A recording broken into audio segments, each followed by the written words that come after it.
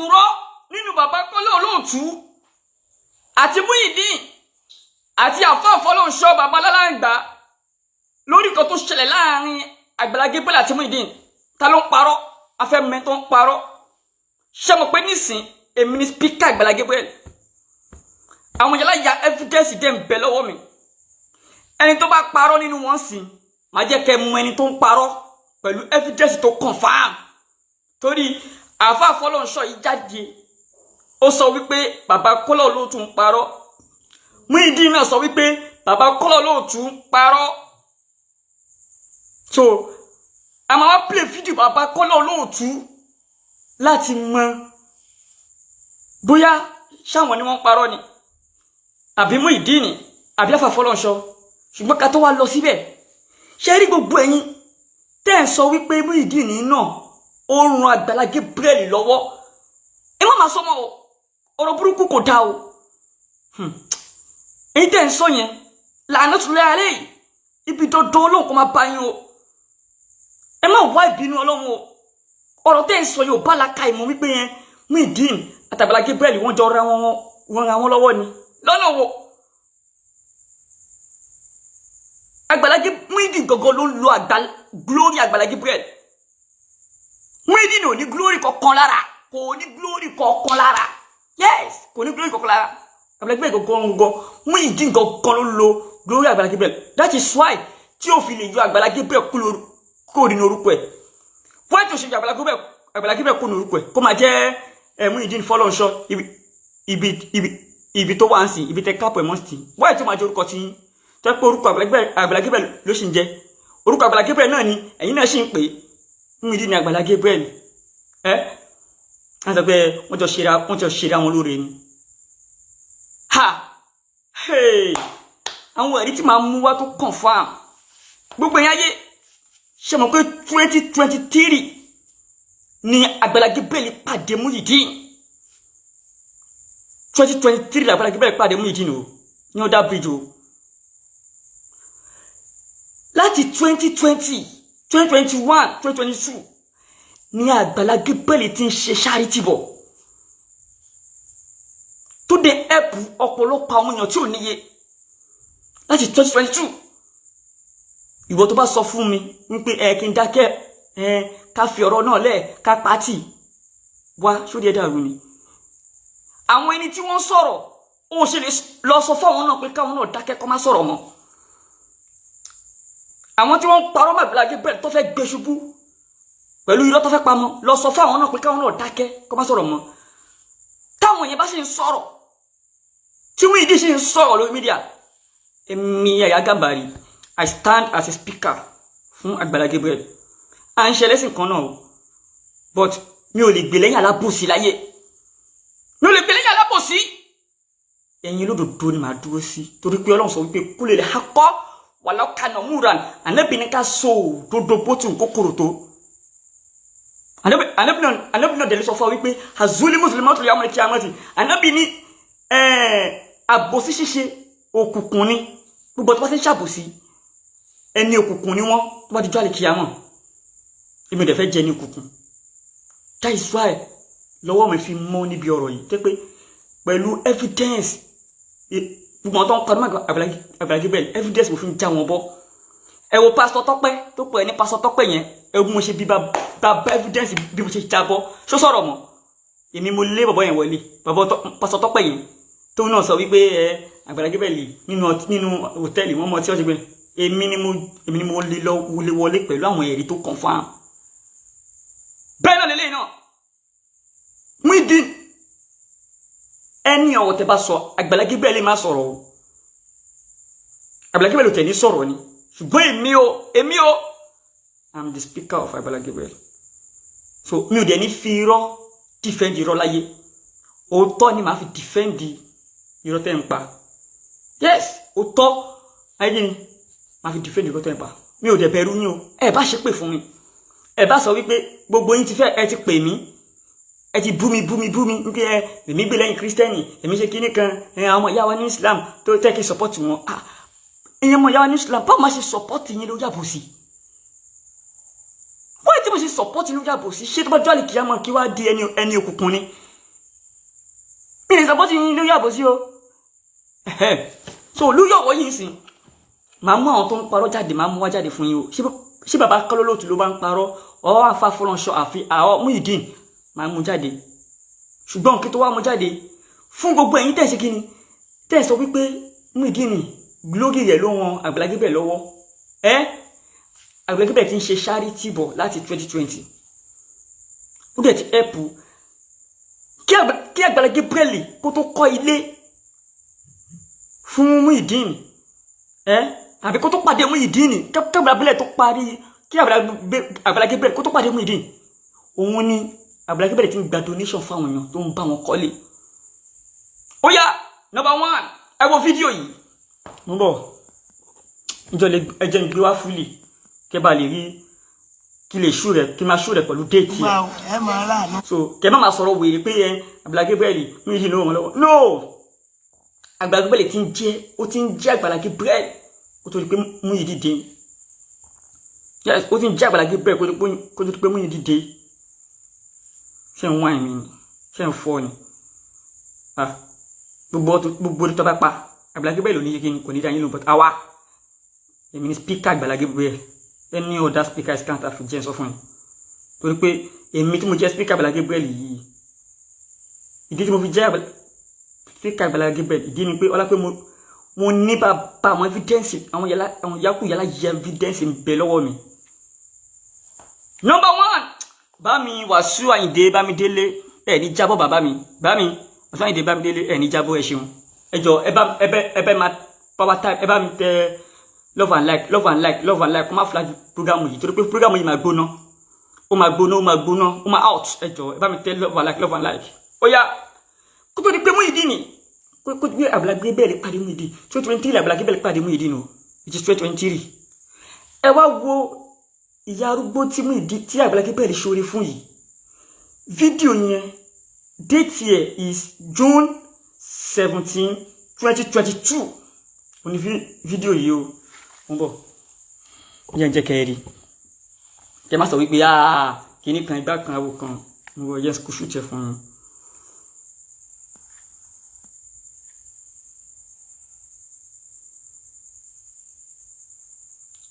kò ṣùtẹ̀ fún yín kẹ́ má sọ pé kìíní kan ìgbà kan àwò kan.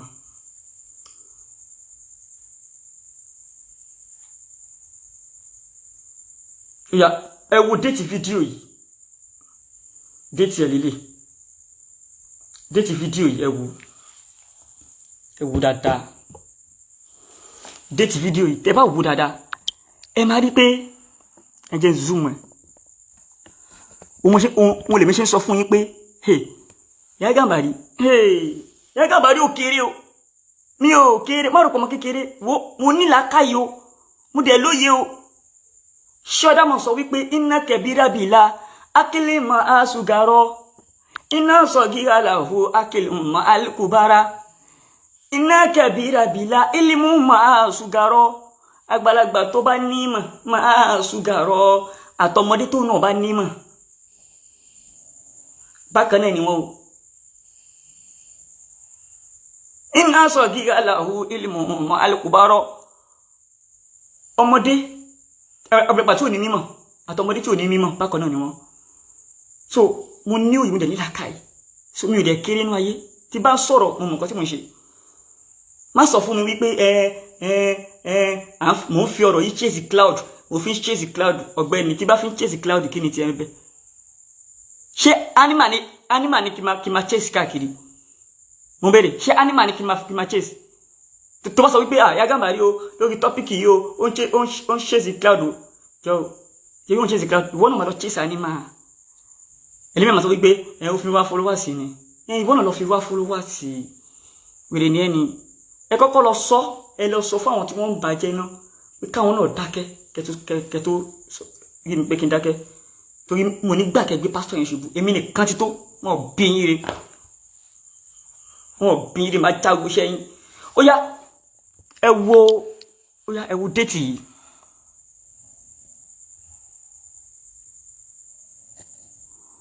SK Adéyanjú ẹ lè drop nọ́mbà yín síbẹ̀ yẹn bá ṣe tó máa pè yín ẹ wo déètì fídíò ilé tó wà ń sálẹ̀ yìí tó jẹ́ 35 minutes 30 seconds yẹn fídíò yìí tó ti sọ pé I met with brother Dele today. Tẹ́ bá wo date fídíò yẹn ẹ máa rí pé June 17 2022 ni fídíò yẹn. Ṣé ti rí kí ni Agbala wá ṣe fún kí ló ṣe fún ìyá yìí ẹ wá wo fídíò náà. Kódà wo evidence máa fi pa yín. Èmi ní fi ìtọ́fọ̀gbẹ́ ẹ láì ó yá ẹ wò. Grandma's house.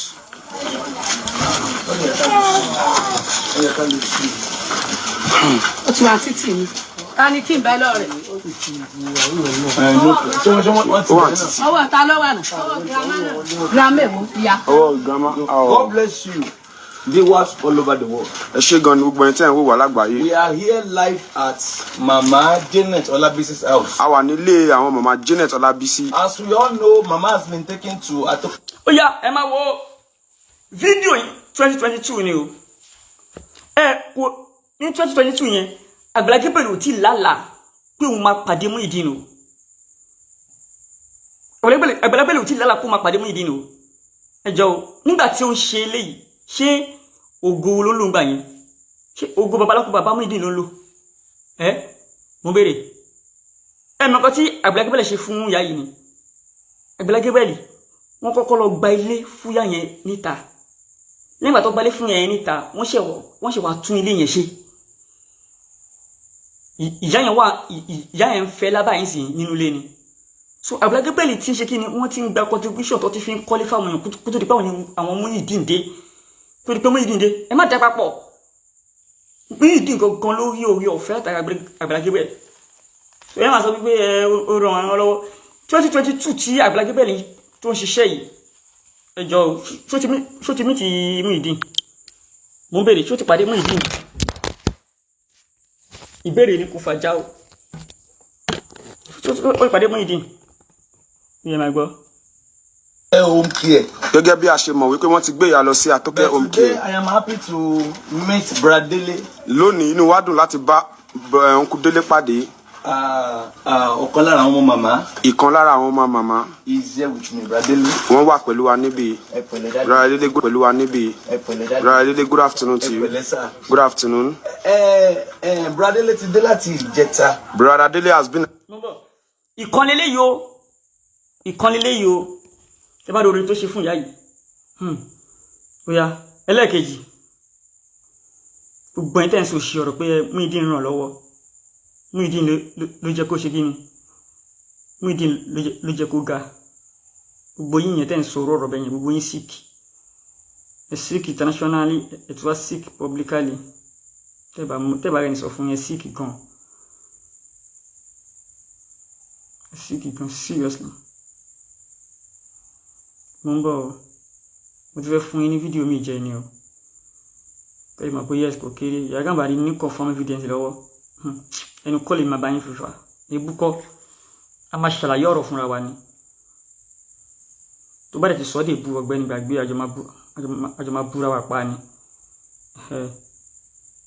àjọ máa kí ni àjọ máa búra wa pa ni ní ọ̀rọ̀ ń ya yín èyí náà mọ̀.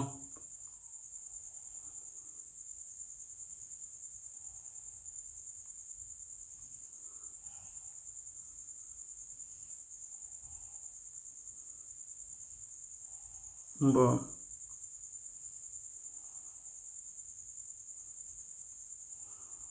mo ti show yín ní fídíò kan o mo ti show yín ní kan o ẹ wá wo ẹlẹ́kejì yìí kẹ́ wá sọ fún mi pé bóyá ṣé Agbala Gabriel ti mí ti Muyideen nígbà tí ó ṣe fídíò yìí tí wọ́n ẹ̀pù ìyá arúgbó kan wọ́n pè ìyá arúgbó yẹn ní ìyá tápà àbí kinní kan ó yá ẹgbọ́ ẹ wò ohun lélẹ̀.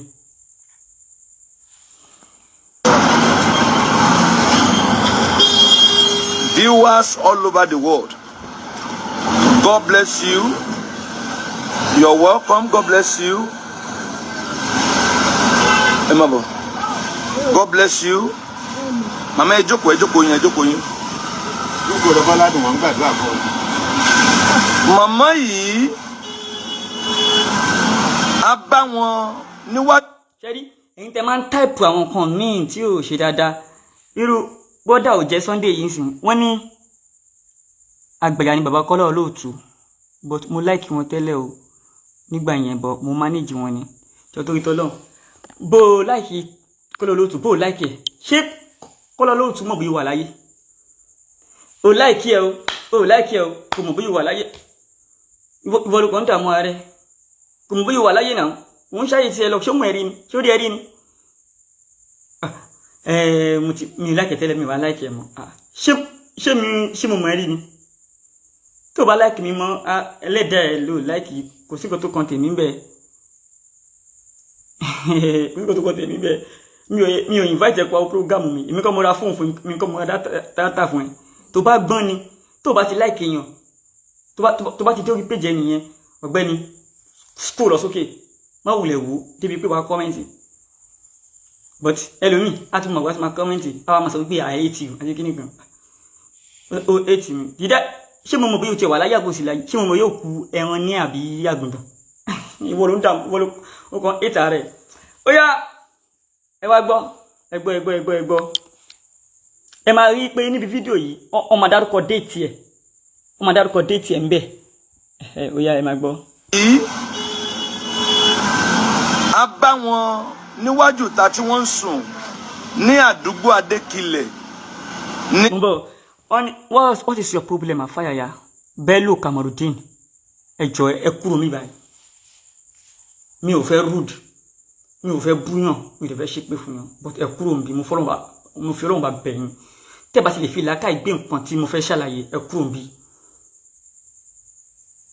Dandan kọ́ ni kẹ́ kọ́mẹ́ǹtì sí báyìí. Àwọn èèyàn pọ̀ tó ń ṣe live. Ẹ lọ wò wọ́n.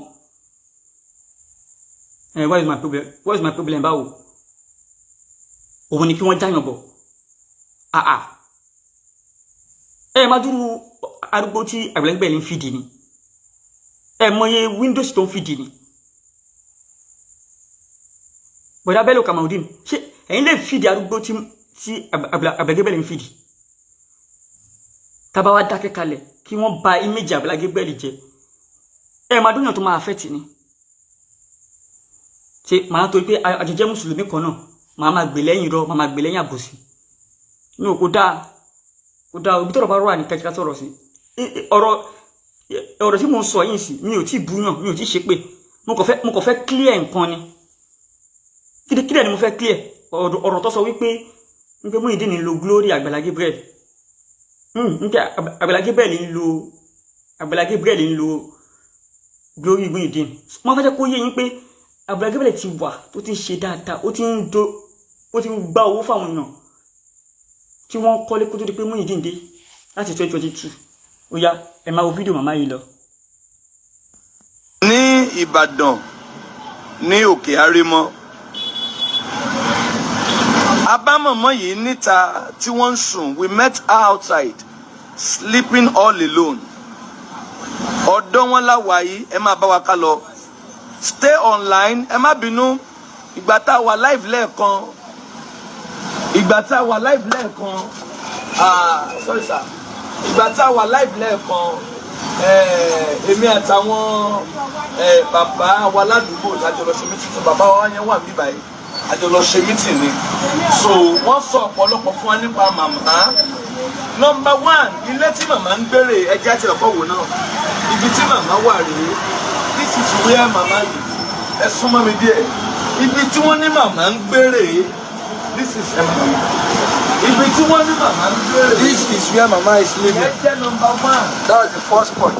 Wọ́n ní bí màmá ń sùn rèé. This is mama's house. Kí ló fà á? Kí ló ṣẹlẹ̀? What happened that made mama to sleep? Kí ló fà á tí màmá fi ń sùn bí yìí? Why mama is sleeping in this? Ó yẹ ẹja padà síta. Máa lọ tábà yẹn máa fi yẹn. Kí ló fà á tí màmá fi ń gbèrú bí? Kí ló fà á tí màmá fi ń sunrú bí yìí? Ẹ máa bá wa ká lọ. Màmá ẹ káàsán mà. Màmá ẹ káàsán. Màmá kí lorúkọ yín? Deborah lorúkọ yín. Ṣé bẹ́ẹ̀ lóòótọ́? Ẹ̀yin èèyàn fídíò yìí 2020 ni o. kì í ṣe fídíò 2023 o fídíò 2020 ni o ẹ jọ̀ọ́ ṣé Agbala Gabriel ti pàdé Muyideen ní 2020 yẹn mo béèrè 2022 ṣó ti pàdé ẹ ní 2022 ṣó ti pàdé ṣé Agbala Gabriel ṣó ti pàdé Muyideen ní 2022 ògo wo wá ní Agbala Gabriel ń lò ní gbogbo táìmù yìí ògo wo ló lò mo béèrè kíbi pé ó báyọ̀ gbà wújọ láti innovate ilé ògo wo ló ń lò ṣé ògo babaláku bàbá Muyideen ló ń lò ni màtí babaláku bàbá Muyideen wa kú ó tún wá bẹ̀rẹ̀ sí lògo tọmọ náà ẹni sọ wípé Muyideen ló gbé jáde Muyideen wọ́n jọ ṣeré fúnra wọn ni ẹ má sọ bẹ́ẹ̀ mọ́ iye ọ̀kan nìyẹn o ẹjọ́ tún gbé mi wá fún 2022 fídíò 2022 lẹ́wọ̀n gbogbo eléyìí kò sí dàlápò máa pàdé Muyideen yes ẹ tún wo ẹ wo eléyìí náà ẹ wo eléyìí ọ̀tọ̀ sí eléyìí o ọ̀tọ̀ tún yẹ eléyìí. Good morning, viewers all over the world. We are here at Grandma's house.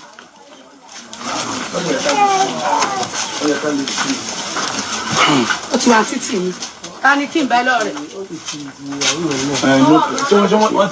ọwọ́ ta ló wà náà grandma èwo ìyá. Oh, Grandma. God bless you. Viewers all over the world. Ẹ ṣé gan ni gbogbo ẹni tí ẹ ń wò wá lágbàáyé. We are here live at Mama Janet Olabisi's house. A wà nílé àwọn mama Janet Olabisi. As we all know, Mama has been taken to Atoke Home Care. Gẹ́gẹ́ bí a ṣe mọ̀ wípé wọ́n ti gbé ìyá lọ sí Atoke But Home today, Care. I am happy to meet Bradele. Lónìí inú wa dùn láti bá Uncle Délé pàdé. Ọ̀kan lára àwọn ọmọ màmá. kì í má waste time ṣe ti rí pé fídíò eléyìí náà 2022 ni o Agbala Gabriel ó bá ìyá àgbàlagbà yẹn innovate ilé ni o ní 2022 ṣó ti pàdé Muyideen gbà yẹn ṣé Muyideen wà pẹ̀lú ẹ̀ ṣógo Muyideen náà ló ń lò ń gbà yẹn ẹ tún máa wò mí ẹ tún wò mí kẹlẹ̀ mọ̀ pé kò ń ṣeré mi ò ṣeré o òdodo wàá fi wá máa já irọ́ tẹ̀ ń pa mọ́ má nìyẹn ẹ̀yà ẹ̀wẹ̀lẹ̀ Àwọn ìdòwò ní kúrò. Ẹjọ́ ìjọba pàdé wa láti wá kí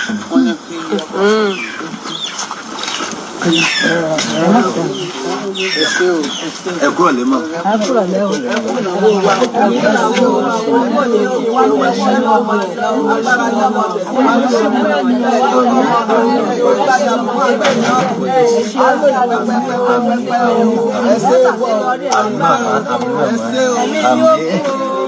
Mama ẹ pẹ̀lẹ́ ẹ bá bọ̀ ẹ jókòó sẹ́gbẹ̀ẹ́ màmá ẹ jókòó sẹ́gbẹ̀ẹ́ màmá. ẹ̀gbọ́n mi Wàsíù Àyìndé Bámidélé àmì o lágbára Ọlọ́run àní gbọ́ kú ara wa o àbí ẹ̀gbọ́n mi ẹ rí pé ṣé mo wà lórí right àbí mi ò sí lórí right ẹ̀gbọ́n bá mi Wàsíù Àyìndé ẹ jẹ́ kí n mọ̀ ṣé mo wà lórí right ṣé mo wà lórí right àbí mi ò sí lórí right ẹ jẹ́ mọ̀. Hallelujah, gbogbo èèyàn. Hallelujah. Glory be to God. Please give it a share. We a gbé Ọlọ́run ga fún iṣẹ́ tó bẹ̀rẹ̀ yìí. Kì í ṣe nípa ipá wa, kì í ṣe nípa agbára wa. Ẹlòmíì sọ pé dáàdì ṣe. ṣé mo kó kọ́lé yẹn ẹ̀wọ̀lẹ́gbẹ̀lẹ̀ gba donation ó dẹ̀ kọ́lé yẹn fún wọn tán ṣé mo bẹ́ẹ̀ kò tí pàdé Muyideen gbà yẹn o ògo ta ló ń lò o ẹ̀yin tẹ́ ń sọ wípé ó ń lògo kinní kan ògo ta ló ń lò ní gbogbo bíbá yìí o ẹ jẹ́ tún mímí wá bá ní kí n máa mú wá fún yín gan wo ẹni lè sùn ẹni lè sùn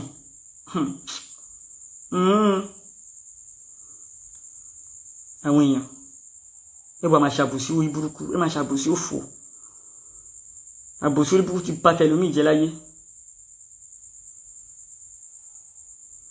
àwọn ìkà ọ̀dájú èèyàn àbòsí torí kò tẹ́ fẹ́ jẹ Fáfọlọ́runṣọ ẹ fẹ́ cash out lára Muyideen ẹ fẹ́ trend ẹ bá tẹ̀ ṣe trend yẹn òun mean anything gbogbo pátápátá là ń wá ká trend kò sẹ́ni tí ò wá kóhun trend àbí ṣé ìwọ fẹ́ trend o trend o la po o kò sẹ́ni tó popular ní family yín kò dẹ̀ sẹ́ni tó ní followers ní family yín ló fà tí wọ́n bá ní followers kò ṣe kíni wọ́n máa ṣe kíni ìwọ náà máa ṣe kíni ìwọ náà máa trend wọ́n máa ṣe kíni ìwọ náà máa trend ṣùgbọ́n so alákọ̀ọ́kọ́ nìyẹn o tún wo eléyìí náà wọ́n da ilé kan wó níbí báyìí tí sẹ́wọ́n dá wọn again.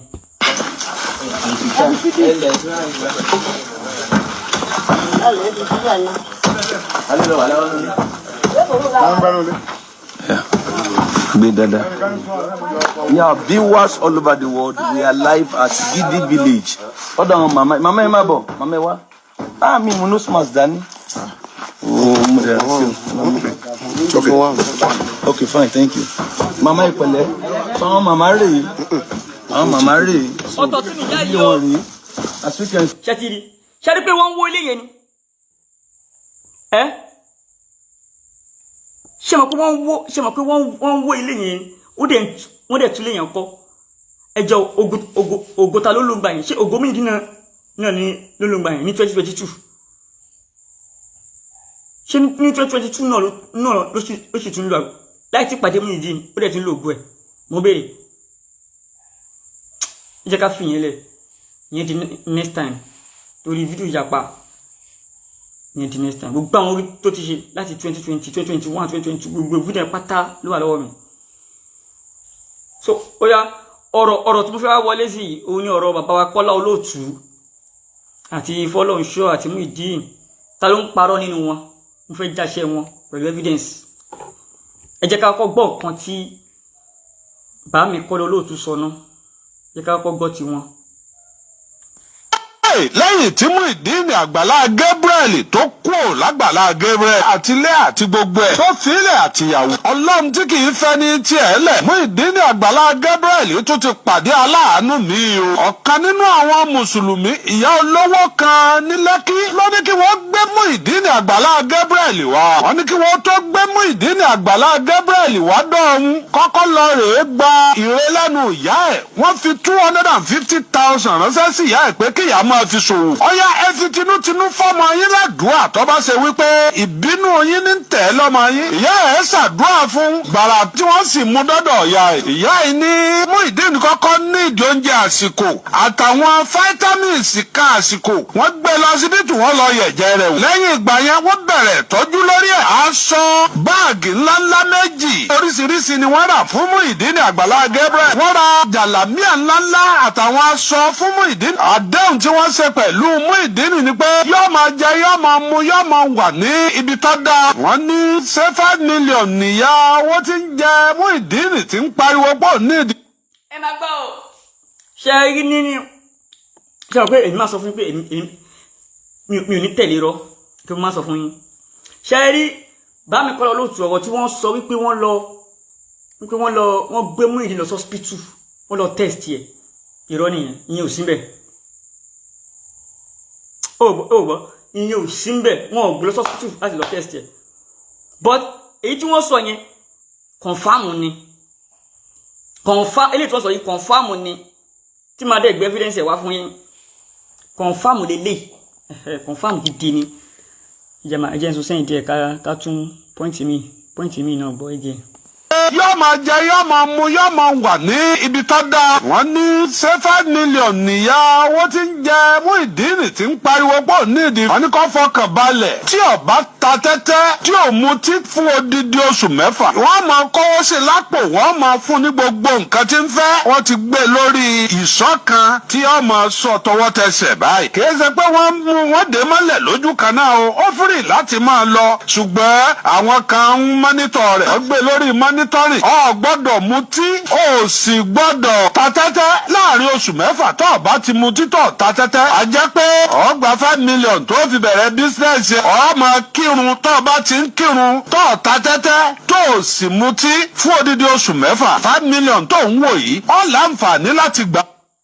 ọkọ̀ 5 million tó sọ yìí ó tọ́ ni o wọ́n fẹ́ rán 5 million àti hajj ni wọ́n promise Muyideen. Ẹ jẹ́ ká tẹ̀sí máa gbọ́ lọ́nà. ti gbà tí oṣù mẹ́fà yẹn bá wá bọ́ ẹ̀yìn tó bá ti pọ́dún kan tí ò mutí tó ta tẹ́tẹ́ tó sì ń kírun ó ti sún ọ̀jù ó ti dà láàjì lọ́dún tí ń bọ̀. ibi tó bá sì da tó sòódó ara lè fún ọ lẹ́kí tó ọmọ gbé bẹ̀. a sì fẹ́ ọmọ tó náà lẹ́sìn ìsìláàmù a fẹ́ fún ọ̀rọ̀ Muyideen Àgbàlá Gabriel ti di competition láàrin Christianity àti àwọn onímùsùlùmí. ẹ̀yin alálàájì ẹ máa gbọ́ báwọn oníṣọ́ọ̀ṣì bá ti mú ọmọ wa kan tí wọ́n ń gbọ́n láàánú ẹ jẹ́ káwa náà máa mú Johnson ká máa mú Jacob káwa náà máa sọ́dà láàjì ká tiẹ̀ kí Àgbàlá Gabriel káyìí o. ibi ọba ṣẹ́dẹ̀ láti fẹ́ gbé bí orí Muyideen ọ̀bá ní takò tí àwọn ogun ilé wọn ọ̀bá ní tẹ̀lé kò ní mutí fọ́ṣù mẹ́fà kò ní. ṣáàrí wípé wọ́n fún ní oṣù mẹ́fà yẹn wípé wọ́n fún lóṣù mẹ́fà yẹn kò sí yẹn bẹ́ẹ̀ ṣùgbọ́n gbogbo tí wọ́n sọ yẹn wọ́n promise ẹ̀ lóòótọ́ hajj pẹ̀lú 5 million ẹ mọ̀ rí tí kò fi lọ sí hajj yẹn mọ́ kẹ́lẹ̀ mọ̀ pé èmi ní bàbá evidence lọ́wọ́ ìdí tó fi lọ sí hajj mọ̀ pé ṣé mọ̀ Mr. Kenny tó pé lórí fóònù tó lóun fẹ́ gba 5 million Mr. Kenny yẹn ti ń ṣe visa America fún òun àti ìyàwó ẹ̀ so Mr. Kenny yẹn náà dẹ̀ ló gba òun ló bá ṣe international passport so ibi tí wọ́n ti ń processi visa America international passport Muyideen wà bẹ́ẹ̀ ó wà lọ́wọ́ Mr. Kenny kò dẹ̀ lè possible kéèyàn gba passport méjì at the same time tí o ti pẹ̀ síra wọn rárá kí n wá gba international passport méjì láì ti pẹ̀ síra wọn no kò wá òkè kò yẹ kò wá òkè kò lè ṣẹlẹ̀ láyé o ò lè rí mi gbà lẹ́sẹ̀kẹsẹ̀ bẹ́ẹ̀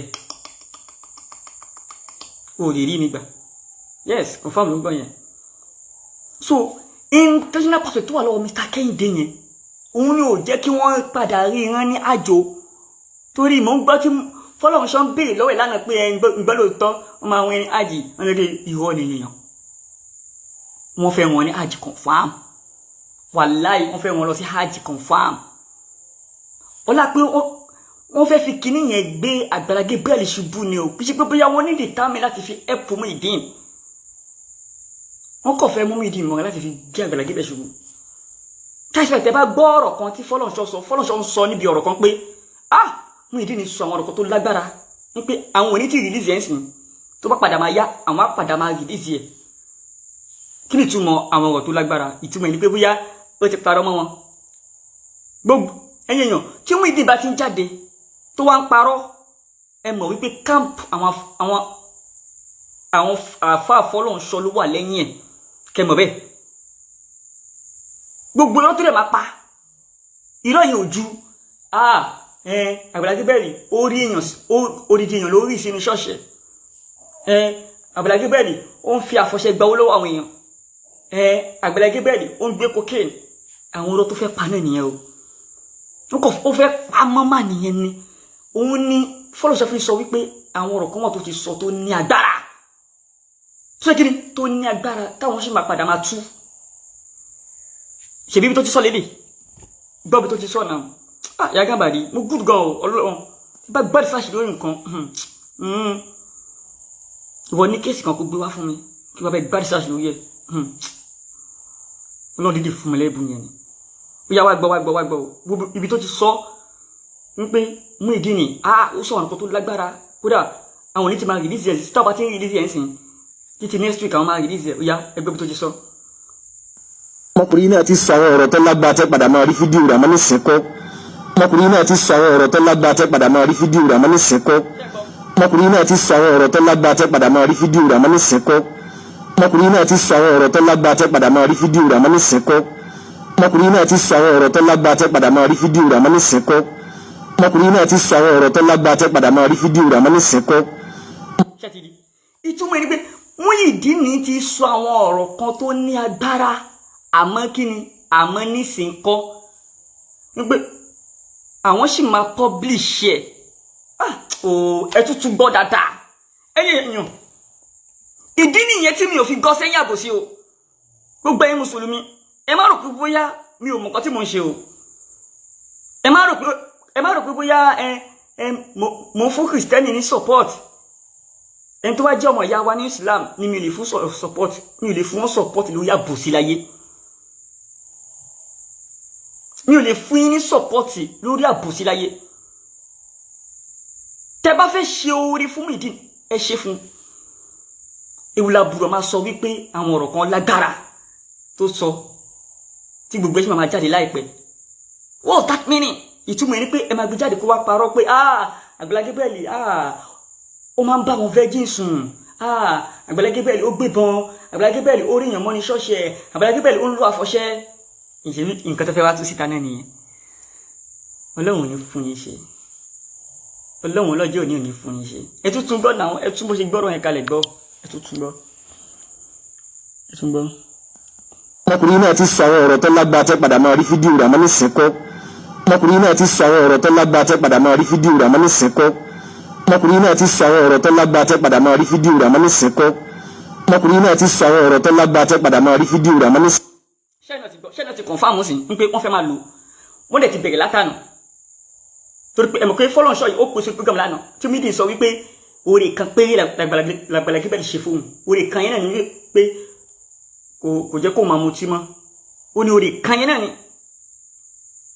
ẹjọ́ tó bá jẹ́ pé oore kan tí Muyideen ṣe tí Agbala Gabriel ṣe fún Muyideen yìí nìyẹn ṣé àwọn wèrè yìí tó lọ gbé Muyideen ni ṣọ́ máa mọ̀ tí Agbala Gabriel ò bá yọkù nínú ibi wèrè tó wà ṣáwọn wèrè yìí máa wá káàkiri débi pé wọ́n sọ pé àwọn fẹ́ ẹ̀pù ẹ̀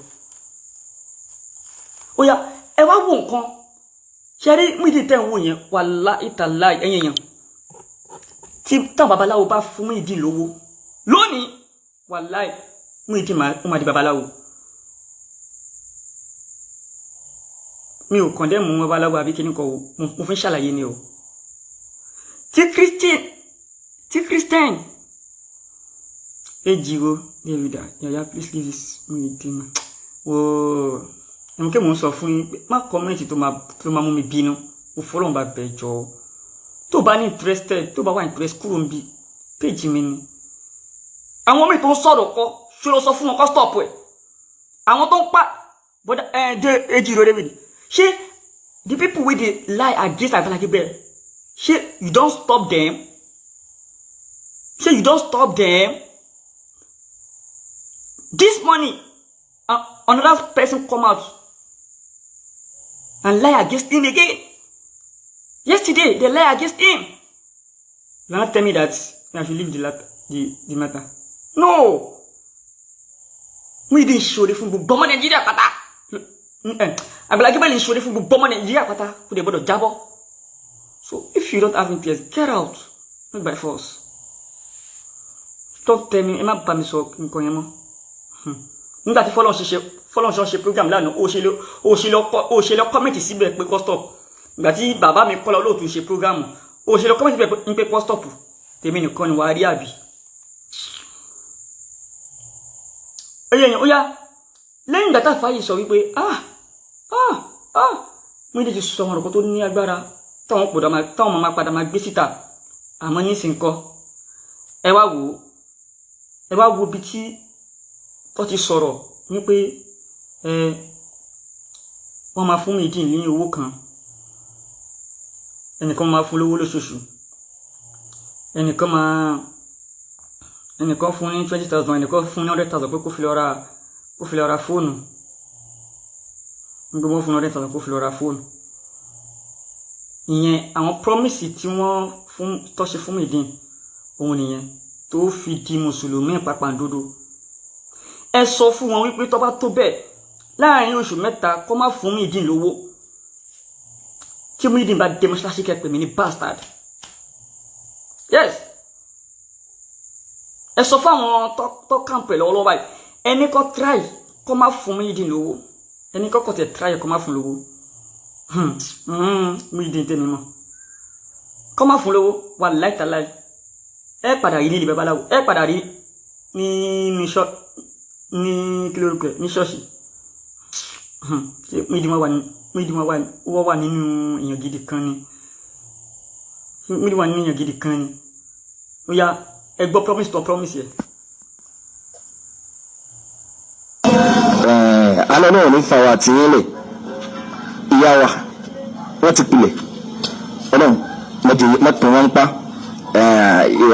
bọ́dà wa dáadáa àwọn ìsọ pé kí mẹ́ta kọ àwọn o Mufti Majesta wọn kọ́kọ́ sẹ́ndì 20,000 àsákàntì ẹ̀ níjẹta sákàntì. Àwọn promise tí wọ́n fi mú mọ́lẹ̀ lọ́wọ́lọ́wọ́ báyìí lélẹ́yìí o. Ok ẹnìkan ló máa fún ní 20,000 naira every day. Ẹjọ́ torí tọ́lọ́run why tí ẹni yẹn ok ó lóun máa fún Muyideen ní 20,000 naira every month láì ṣiṣẹ́ anything. Ẹ bá ń bèèrè lọ́wọ́ ẹni yẹn pé ṣé kò sẹ́ni tẹ́bi ń panu family ẹ̀, ṣé kò sẹ́ni tẹ́bi ń pa nínú àwọn arádùgbò ẹ̀ tó já sí pé Muyideen ló fẹ́ máa fún lówó lóṣooṣù lẹ́ni tí ò ṣiṣẹ́ kankan. Ṣé ti rí pé wọ́n kórìíra Agbala Gabriel wọ́n fẹ́ gbé ṣubú ni. Ṣé dẹ̀ rí ẹni tó sọ pé òun máa fún lówó lóṣooṣù yẹn òdẹ̀ ni Muyideen ni ó gọ̀. Ṣé rí tẹ́ni yẹn bá ti fún lẹ́ẹ̀kan abẹ́ méjì kò ní fún mọ́ confam lẹ́ ń gbọ́ lẹ́nu mi yẹn. Ó yá ẹ máa gbọ́ ní ṣó ẹ gbọ́ àwọn promise tí wọ́n ṣe fún ẹ tó tún gbọ́. Mufti Majesta wọn kọ́kọ́ sẹ́ndì 20,000 àsákàntì ẹ̀ níjẹta sákàntì ẹ̀ nìkan ìbọn náà wọ́n sẹ́ndì ẹ̀ sí àmọ́ sẹ́ndì ẹ̀ sí. Bámi Wàsíù ọ̀túnrìndé ṣe mẹ́tọ́ pè ní pọ́s and pọ́ndà P&P mi mọ̀ bóyá ẹ mọ̀ P&P òun ló promise ẹni 20,000 naira every month. Ṣé mọ̀ pé P&P yẹn dẹ̀ jẹ gbèsè tó pọ̀ gan lórí mídíà millions of naira torí kí lórúkọ ẹ̀ P&P ó ṣe company kan tó ní káwọn yẹn wá invest bí a kí ní ẹ̀ wá collapse ní kò tí ẹ̀ yéèyàn gbogbo àwọn tó ti wá dáwó síbẹ̀ àwọn èèyàn ti dáwó síbẹ̀ gan àwọn ti invest síbẹ̀ gan millions wọ́n nínú nǹkan tó fi sákòlò social media lẹ́yìn ọjọ́ mẹ́ta yìí irú ẹni tó wà ní irú gbèsè yẹn tó ti gbé nǹkan mi wà ń bẹ̀ ìwọ tó wà ní irú gbèsè yẹn tó wọ́n sọ pé ó fẹ́ máa fún yàn ní 20,000 naira every month ẹ ti mọ̀ pé nǹkan mi wà ń bẹ̀ wọ́n ṣàfẹ́ ṣe jàǹbá f'Agbala Gabriel ní ṣá ẹ máa gbọ́ nìṣó. sì ọ́ gbọ́dọ̀ ẹ̀ wọ́n sì fún mi 100,000 naira lánàá náà tó kó fira fóònù ọlọ́run wọn láyé náà ní parun ọlọ́jọ́ kan sọ̀rọ̀ wájú ọlọ́run àti fún tó bá wù ní kó fi sí so ti yín bá kálukú wa náà lámìdí tẹ́ bá ti bọ̀wọ̀ náà nǹkan ẹ̀yìn lè wò pé nǹkan báyìí ní ọ́fíìsì òun tó bá kà ní ètò gbèsè ayé ẹ̀ àmọ́ yóò náà ti dánwò ẹ̀ ẹnìkan tó sọ pé àwọn kan fowó ẹ̀ gbowó rìsíìtì tó fi sẹ́ndì owó sẹ́ni bọ̀dìdà display kí kálukú orí ẹ̀ máa ẹdúró bí tẹ́ ẹ bá mọ̀ máa tàtàrọ̀ ọ̀rọ̀ lọ́rọ̀ sọ̀rọ̀ àwọn olórí ibú wọ́n fẹ́ máa fi jẹun èló ni wọ́n ti ta lọ́wọ́ fún lọ́wọ́ lórúkọ ẹ̀ display yìí ẹni tó bá fún 1 million lórúkọ ẹ̀ dékára yóò rí pé tọ́ ya owó mi tí ń jọ tó mo fún yín tó mo ní kẹ́ fún mi ìdí ìtalẹ̀ ẹ bẹ̀rù ọlọ́run ẹ̀já dúró déédéé lórí níta bá màmá ọlọ́run mẹ́gbẹ̀ẹ́ náà yẹ parun bọ́dà wa dáadáa P&P àwọn náà promise ẹ̀ pé every month àwọn máa fún ní 20,000 ẹ̀dá kan kọ́ wá rí èèyàn bíi 5 báwọn tí wọ́n máa fún lówó lóṣooṣù. ṣé ń gbọ́ kó wá rí èèyàn bíi 5 báwọn tí wọ́n máa fún lówó lóṣooṣù that is 100,000 naira per month lẹ́ẹ̀ ṣiṣẹ́ kọ̀ọ̀kan kò kọ́ lápá o ẹ̀yìn èèyàn Murtada Busari èyí mi dẹ̀ fẹ́ ṣépè o but o fẹ́ kí n ṣépè fún ẹ o mo ti ní kó kúrò ń bí báyìí tó bá ní interest nínú mi kúrò ń bí báyìí ṣé mo invite ẹ ní ṣé mo mọ̀ ẹ́ rí ni ṣé èmi mo ra data fún ṣé dandan ni kò wò mí ni is it by force to watch me and comment get out of my page kó máa lọ wo o ṣe máa lọ máa wo àwọn tó like náà ẹ̀yin náà wò gan.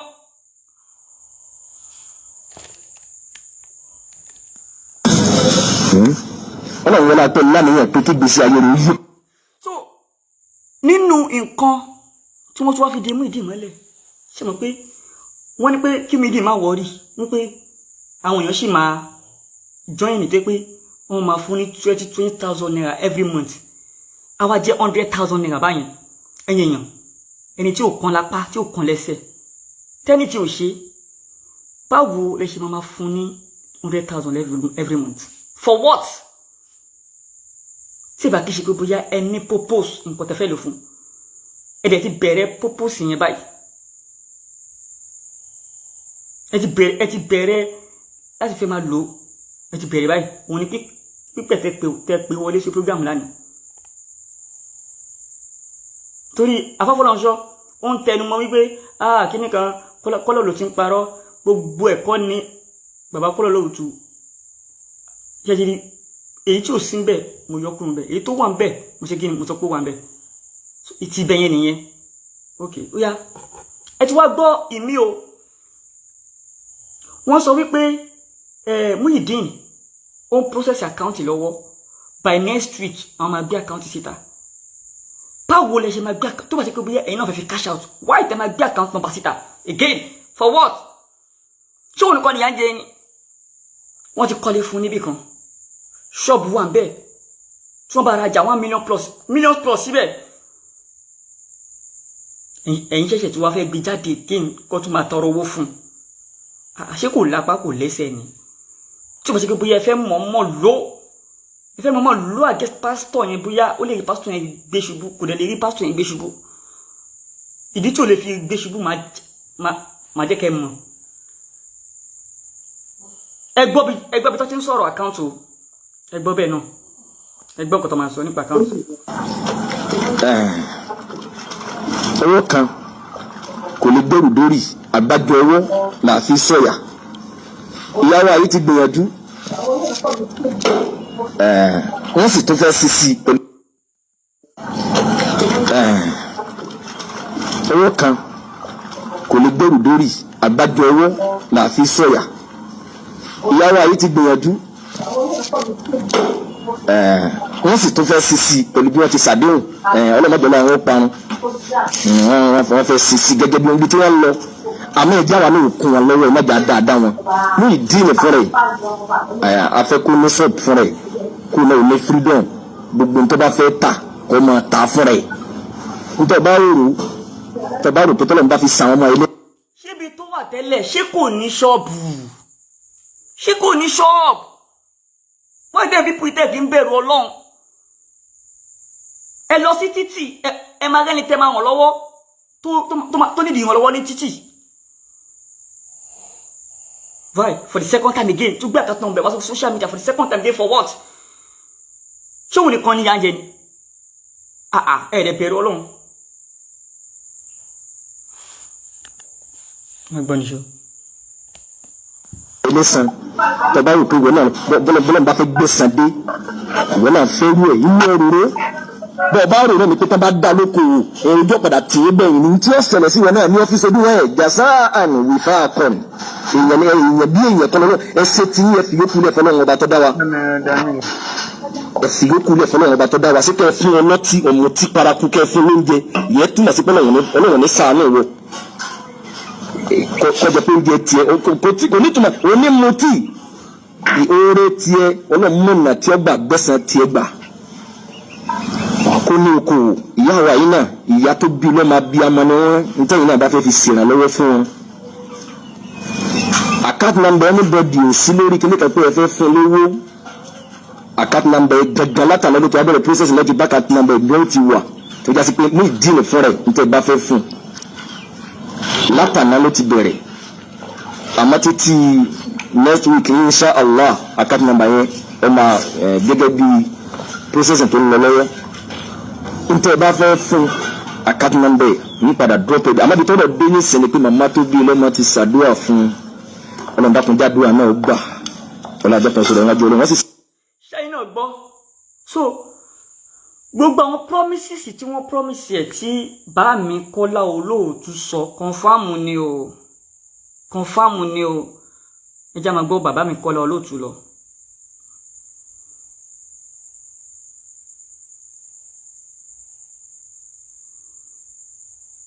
bá mi Kọ́lá Olóòtú dá.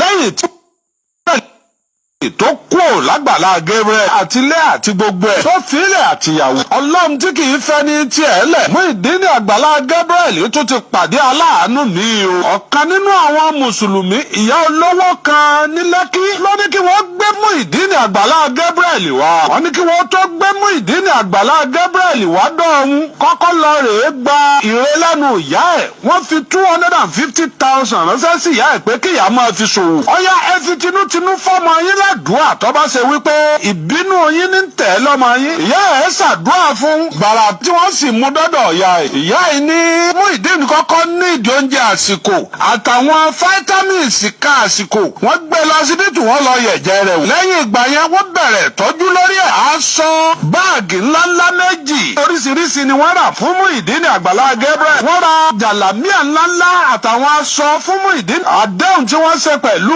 Muyideen ni pé yóò máa jẹ yóò máa mu yóò máa wà ní ibi tó dáa. Wọ́n ní ṣé 5 million níyà owó tí ń jẹ Muyideen tí ń pariwo pọ̀ nídìí. Wọ́n ní kó fọkàn balẹ̀ tí ó bá ta tẹ́tẹ́ tí ò mutí fún odidi oṣù 6. Wọ́n máa kówó sí lápò wọ́n máa fún ní gbogbo nǹkan tí ń fẹ́. Wọ́n ti gbé lórí ìṣọ́ kan tí ó máa sọ tọwọ́ tẹsẹ̀ báyìí. Kì í ṣe pé wọ́n mú wọn dé mọ́lẹ̀ lójú kan náà o. Ó fìrì láti máa lọ ṣùgbọ́n àwọn kan ń mọ́nítọ̀ rẹ̀. Wọ́n gbé lórí mọ́nítọ́rì. Ó gbọ́dọ̀ mutí ó sì gbọ́dọ̀ ta tẹ́tẹ́ láàrin oṣù 6 tó bá ti mutí tó ta tẹ́tẹ́. A jẹ́ pé ó gba 5 million tó fi bẹ̀rẹ̀ bísínẹ́sì. Ó máa kírun tó bá ti ń kírun tó ta tẹ́tẹ́ tó sì mutí fún odidi oṣù 6. 5 million tó ń wò yìí ó láǹfààní láti gbà á. Tí oṣù 6 yẹn bá wá bọ́ ẹ̀yìn tó bá ti pọ́dún kan tí ò mutí tó ta tẹ́tẹ́ tó sì ń kírun ó ti sún ọ̀jù ó ti dà láàjì lọ́dún tí ń bọ̀. Ibi tó bá sì da tó sòódó àràlé fún ọ Lẹ́kí tó ọmọ gbébẹ̀. A sì fẹ́ ọmọ tó náà lẹ́sìn Ìsìláàmù. A fẹ́ fún ọ̀rọ̀ Muyideen Àgbàlá Gabriel ti di competition láàrin Christianity àti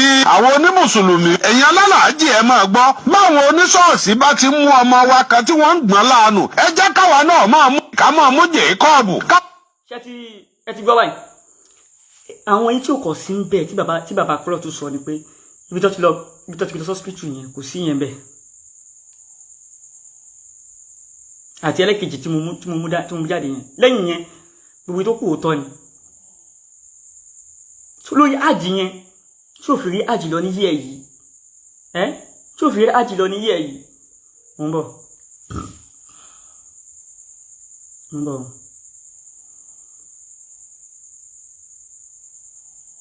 Kí n play kí ní ti tiẹ̀ gangan fún yín. Kí lórúkọ ẹ̀ voice ibi tó ti pè wọlé kí fọ́nà ṣe ti pè wọlé. Káwa mẹ́ni tó ń parọ́ nínú wa àtàwọn.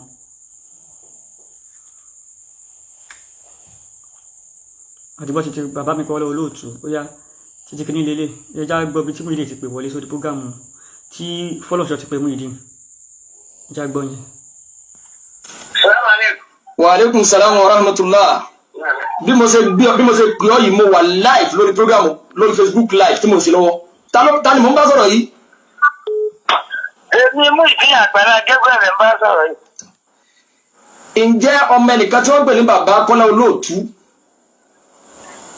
Mo mọ bàbá Kọ́lá Olóòtú. Ṣé mo pè ọ́ kalẹ̀ tẹ́lẹ̀ pé máa pè ọ wọlé live tí bá ṣe program lọ́wọ́? Pè mí ká tẹ́lẹ̀ ìwúlò kankan fún mi. Tọ́. Ṣe dédé pè mí náà rí. Bàbá Kọ́lá Olóòtú wá ní alájà wọ́n ní ìyá kan ní Lẹ́kí wọ́n ní ìyá yẹn ní kọ́ wá pé nígbà tí ìgbà tó wá dọ́dọ̀ ìyá yẹn wá ní rírí tó ń rí ọ wípé ọkọ́kọ́ nídìí tọ́jú náà nídìí àwọn fítámì kan kí wọ́n kọ́kọ́ gbé ọ lọ sọ́spítà kí wọ́n lọ yẹ̀jẹ̀ rẹ wò ńgbọ́sẹ̀ bẹ́ẹ̀ ni. Èmi ò jáde ńlé rárá. Ìbéèrè àkọ́kọ́ nù. Ńgbọ́sí ẹnìkan fi báàgì aṣọ méjì kó aṣọ fún ọ. Wọ́n á gbé ẹnìkan gbé aṣọ fún mi. Wọ́n náà ní wọ́n ní báàgì aṣọ méjì ni wọ́n kó wá fún ọ. Ẹnìkan kan ò gbé ẹ máa gbọ́ jẹ́rí ẹnìkan kan ò gbé aṣọ wá pé mi o. Ṣé ẹ̀ ń gbọ́ báyìí? Náà. Níwájú Ọlọ́run tó yàn. Ìgbélé àdúrà lè ní wà láti jọ́ tí èmi ti ṣera rúgbò ní Àgbàlá Gabriel. Máa gbọ́. Muyideen dẹ̀ parọ́ fún àfáà yìí fún Fọlọ́runṣọ́ òde lè dá lẹ́kẹ́ pé dákẹ́ irọ́ ló ń pa níbi jẹ́ ti mọ̀ pé wọ́n fẹ́ lò fún some process nìyẹn èèyàn parọ́ wípé lẹ́gbàá tó ti kú lọ́dọ̀ Agbala Gabriel òun ti wà ní ìgbélé àdúrà ẹ jẹ́ má bínú o ẹni tó wà ní ìgbélé àdúrà tí wọ́n rí nídìí bàbá Ìjẹ̀bú ẹni tó wà ní ìgbélé àdúrà nìyẹn o àbí nígbà tí bàbá pupa kan báyìí tó ṣe fídíò fún tó gbé jáde tí bàbá yìí sọ pé òun lọ lòun pàdé ẹ̀ ẹ jọ̀ọ́ o ibi tí bàbá yìí náà ti pàdé ẹ̀ ṣe ìgbélé àdúrà náà níbẹ̀ yẹn ṣé kò yẹ ká fa yẹn sọ pé ṣọ́tọ̀ bí wọ́n ló ń pa ìgbélé olóhùn ti wà lágbè ìgbà tóhun ti kúrò lọ́dọ̀ kíní lòun ṣe kíní lòun ti wà nílé ìgbélé àdúrà àfáyín dẹ̀ tí ó accept irọ́ yẹn bẹ́ẹ̀ látara àbòsí ṣíṣe ìgbélé àdúrà wèrè wo ló wà ìgbélé àdúrà ló wà tó fi lọ fi rọ́ọ̀bù pọ̀ ojú tó lóhun sunkún ìgbélé àdúrà ló wà ló ń sọ̀rọ̀ wèrè ṣé ìgbélé àdúrà nìyẹn àfa ẹ̀ẹ́dẹ̀ lè sọ fún pé shut up ìwọ ni rọ́ọ̀wèrè tó ń pa ṣé ok ṣé ìgbélé àdúrà lélẹ̀.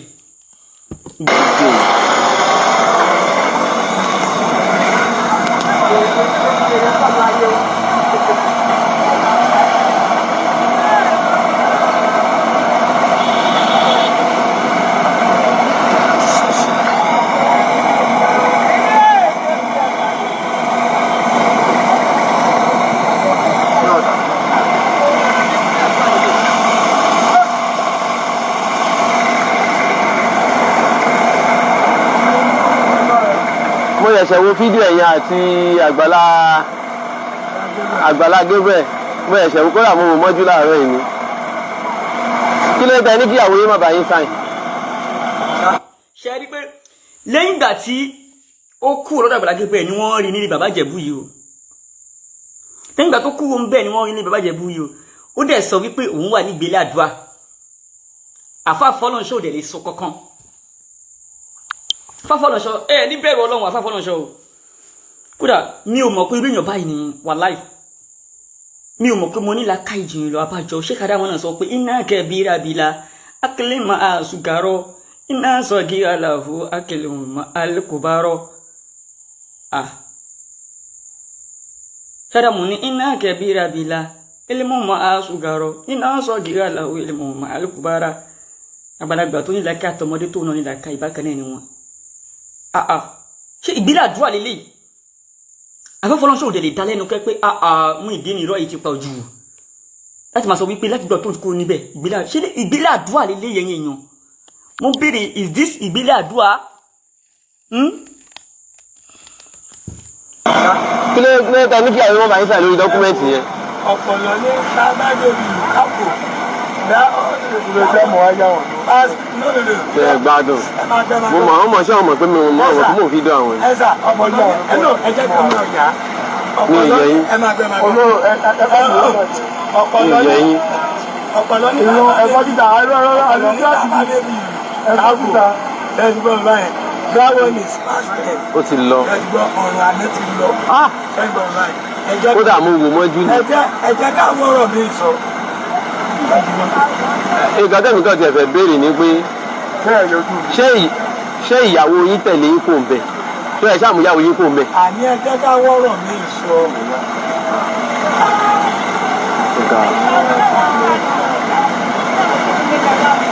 wọ́n ń gba bọ́ lọ́dọ̀ wa ń bí báyìí náà tó wáyé pé fẹ́ máa gba bọ́ ni o. ẹ jẹ́ wọ́rọ̀ mi sọ sẹ́ẹ̀.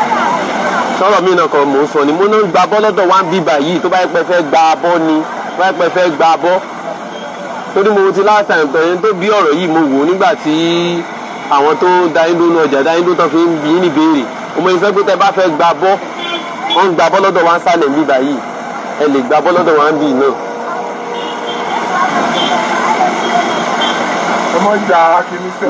màá wá yé àyè mú ní mi ìyá yín. ẹ mọ̀ bó ṣe wà ẹ mọ̀ báyọ̀ máa rí. ẹ ṣé wọn rí tẹ́lẹ̀ tẹ́lẹ̀ ṣé àwọn gan ni wọ́n ní kéèyàn mọ̀ rí ni àwọn tó ń bá yẹn ṣé wọn bá yẹn sọ̀rọ̀ wọn àwọn tó ń ṣe kínní nínú ọjà ni. lẹ́yìn bá wà ní ọjà ṣé orí yín dàrú ẹ̀ bẹ́ẹ̀ ṣé wọn mọ̀ pé ìjọba àbájọpọ̀ ti rí tẹ́lẹ̀ tẹ́lẹ̀ ṣé mo ń ṣe. ṣé ẹ̀yin náà rí nǹkan ṣé ìgbélé àdúrà lélẹ̀ gbogbo èèyàn ayé káfà yẹn má lè correct ẹ pé Muyideen irọ́ ló ń pa má parọ́ wèrè kan bí nǹkan tá bá bí ẹni kó sọ tí ó bá kí jẹ́ pé bóyá àwọn àfáà yẹn wọ́n fẹ́ lo Muyideen láti fi gbé Agbala Gabriel ṣubú ni ó yẹ káfà yẹn sọ fún pé Muyideen irọ́ ló pa ó sì nígbà àdúrà kankan ó yẹ kó sọ pé nǹkan tó bá bí ẹni kó sọ wọ́n máa ń parọ́ pé òun wà ní ìgbélé àdúrà ibi tó fi fọkásì bàbá Ìjẹ̀bú yìí ní ilé àdúrà wọ́n ní ìgbélé àdúrà 2 sure 3 sure bẹ́ẹ̀ ni ìgbélé àdúrà straight to straight 2 sure 3 sure náà ni ọmọ aráyé burú àmọ́ ádámọ́ wọn ṣòro láì mọ̀ pé kò sí òun yẹ. Wa alaikum salam wa rahmatullahi. Ìyá kan ní Lẹ́kì wọ́n ní. Ẹ máa gbọ́ o bó ṣe máa sọ pé òun wà nílé ìgbé àdúrà. Ìyá yẹn wọ́n ní ìyá yẹn ní kọ́ wá pé nígbà tí ìgbà tó wá dọ́dọ̀ ìyá yẹn wá ní rírí tóun rí ọ wípé ọkọ́kọ́ nídìí tọ́jú náà nídìí àwọn fítámì kan kí wọ́n kọ́kọ́ gbé ọ lọ sọ́spítà kí wọ́n lọ yẹ̀jẹ̀ rẹ wò ńgbọ́sẹ̀ bẹ́ẹ̀ ni. Èmi ò jáde ńlé rárá. Ìbéèrè àkọ́kọ́ nù. Ńgbọ́sí ẹnìkan fi báàgì aṣọ méjì kó aṣọ fún ọ. Wọ́n á gbé ẹnìkan gbé aṣọ fún mi. Wọ́n ní wọ́n ní báàgì aṣọ méjì ni wọ́n kó wá fún ọ. Ẹnìkan kan ò gbé ẹ máa gbọ́ sẹ́rí ẹnìkan kan ò gbé aṣọ wá pé mi o. Ṣé ẹ̀ ń gbọ́ báyìí? Náà. Níwájú Ọlọ́run àtòyàn. Ìgbélé àdúrà lèmi wà láti jọ́ tí èmi ti ṣera lógún ní Agbala Gabriel. Máa gbọ́. Tó kù díẹ̀ káàtó náà àdúrà. Tọ́ ìyẹn bẹ́ẹ̀ bàbá Kọ́lá Olóòtú tó wọ́n ní ìyá yìí wá sọ wípé tọ́ ọ bá fi lè jòkó lé tọ́ ń kírun fún oṣù 6 tọ́ ọ bá mu títọ́ ta tẹ́tẹ́ pé 5 million tọ́ ń wò lákàntì yìí tiẹ̀ ní ọjẹ́ nígbà tá ló promise ẹni 5 million torí kọ́ lè bá kírun. Ẹnìkan kan promise pé ní owó oríṣiríṣi ṣe lè bá kírun. Èmi fínú fídọ̀ wọ inú ẹ̀sìn Islam lọ ni o. Mo fínú fídọ̀ yọ ara mi sínú ẹ̀sìn Islam ni o. Ǹjẹ́ kó tó pàdé Agbala Gabriel ǹjẹ́ o ti fìgbà kan lọ chọ́ọ̀chì rí tẹ́lẹ̀? Kí ìgbà kankan lọ chọ́ọ̀chì rí tẹ́lẹ̀ kí n tó pàdé Agbala Gabriel. Ǹjẹ́ o ti fìgbà kan gbé egún rí tẹ́lẹ̀? Ààyè tí ìgbè kọ́rí o. Ọlọ́run níjọba wọn gbé Kọ́lá Olóòtú sọ pé wọ́n fi báàgì aṣọ wọn lódodo alẹ́ráwọn lódodo wọn ra jàlábíà fún àtàṣọ kọ̀ọ̀kan bíi mélòó bẹ́ẹ̀ ni àríbẹ̀ kọ́. Ẹ wo bí àfáà yìí ṣe mú rẹ̀. Ok, ó ní Kọ́lá Olóòtú sọ wípé wọ́n gbé báàgì aṣọ méjì wá wípé níbi ọṣẹ́ lóòótọ́ ni ó ní wọ́n gbé báàgì aṣọ méjì wá. Àfáà tó wá sọ wípé lóòótọ́ ọmọbìnrin kan wọ́n ra jàlámíà fún ẹ jàlámíà àtàwọn aṣọ méjì kí ni ìyàtọ̀ ńbẹ̀ ṣé wọ́n raṣọ fún àbí wọ́n raṣọ fún ẹwú bọ́ ṣe múra wọn bọ́ ṣe kọntradíta ara wọn ayé àwọn alábùsí ò ní dáa. Kàdámi ló bí yẹn mo ní torí náà. Ṣé rí gbogbo bọ́ọ̀yì sọ yìí wọ́n ní wọ́n pé tí oníkàlùkù bá ń sọ ṣé ń gbọ́ mi bá ẹgbẹ́ káàkiri ẹ̀kọ́ yí pé iṣẹ́ tọ́lọ̀ obìnrin àwọn ń ṣe àní. agbọ́dọ̀ wá kílẹ̀ àwọn kankan farabalẹ̀ jẹ́ bẹ̀rẹ̀ kankan ìgbà wọ́n sọ fún ọ pé tọ́ bá fi kírun ní oṣù 6 tọ́ mutí tọ́ ta tẹ́tẹ́ pé ọ̀ lọ Mọ́kà. Èmi àbẹ́nìkan kan ò jọ sọ̀rọ̀ kò sẹ́nìbọ̀dì tó lè mi ò drop phone number mi síta fún anybody. Ṣé pátá? Mo bọ̀. Aláàjì. Drop phone number mi fún anybody. Débi wípé èmi àbẹ́nìbọ̀dì ó jọ sọ̀rọ̀. Bàbá Kọ́lá. Kò sí bẹ́ẹ̀ àbẹ́nìbọ̀dì ṣe fẹ́ kọ́tà jára wa. Kò sí bá a ṣe fẹ́ jọ sọ̀rọ̀. Because I don't release my phone number to anybody. Bàbá Kọ́lá Olóòtú wọ́n ní lọ́wọ́lọ́wọ́ báyìí ọ wà ní àkàtà àwọn èèyàn kan tí wọ́n ń sọ dépò pé wọ́n ní kẹjẹ pé bóyá wọn kẹjẹ pọ̀ wà láti mọ́lẹ̀ o àmọ́ wọn ò ní freedom dépò pé wọ́n sà ń sọ lójú lẹ́sẹ̀ débi pé àkàtà àwọn kan ló wà ṣé ẹnìkan sọ ọ bọ́ sí wàyí. irọ́ ni ẹ̀ ń sọ táǹpù yín ló wà táǹpù wọn ló wà ṣẹ́rí nínú gbogbo ọ̀rọ̀ tí ìbá mi kọ́ lọ ló tún sọ iyọ̀ kan tí ò sí ń bẹ̀ náà ni wípé ibi tó ti sọ pé wọ́n lọ ṣe test fún un pé ọ̀pọ̀lọpọ̀ hospital yẹn kò sí yẹn ń bẹ̀ gbogbo tó kù kọ̀ǹfàmù ni yes gbogbo tó kù kọ̀ǹfàmù ni àwòdẹ nígbà kẹgbẹ́ Àgbàlá Gabriel ṣubú ṣẹ́rí gbogbo ẹ̀yin pípú yìí tẹ́ ẹ̀ forí ta Àgbàlá Gabriel àánú mi ṣe yín tẹ́ ẹ̀ bá gbàgbé ṣe mọ̀ pé fìyàwó náà lọ́pọ̀lọpọ̀ ẹ̀ dáadáa tí fìyàwó náà ṣe sí yẹ ni ò jẹ́ kí Ànábì Musa tètè rí fìyàwó náà mú abẹ́mọ̀ torí dáadáa tí fìyàwó náà ṣe sí yẹ ni ò jẹ́ kí kí lórúkọ ẹ̀ Ànábì Musa ṣẹ̀ṣẹ̀ kó tètè rí fìyàwó náà mú níjọ́ tí fìyàwó náà ṣìṣe sí yẹ ìjọ yẹn ni ṣìṣe bá fìyàwó náà ẹ wá wo àdúrà àwọn ìyá tí wọ́n yí ká Àgbàlá Gabriel tí wọ́n ṣàdúrà fún àwọn ìyá opó ibi tí wàá ti mọ̀ wípé tó bá forí sú Àgbàlá Gabriel ó ti forí sú àpàtà àánú mi ṣe yín ẹ̀yin mùsùlùmí wa advice máa fún yín ni pé ẹ jẹ́ ká wà lálàáfíà o ẹ jẹ́ ká wà lálàáfíà olórí burúkú àwọn eléyìí ẹ má jẹ́ kí wọ́n kó yín mọ́ kíní o tó bá gbé àkáǹtì náà bá kọ síta anybody tó bá dáwó sí àgọ̀ ní ọ̀dẹ̀ ògọ̀ tó bá fi lè dáwó fún again ògọ̀ confam ló ń gbọ́ yẹn ògọ̀ tó bá fi lọ kíláà tó bá dáwó fún òdìgọ̀ pátápátá ni ọ̀nà ìṣàánú. ẹ wo Muyideen ẹ wo ìjọ tó ẹ wo níjọ́ tí kíní tí wọ́n ra nígbà wedding yẹn tí wọ́n ra Mr. Kehinde ra màálù fún ẹ wo bó ṣe ń dúpẹ́.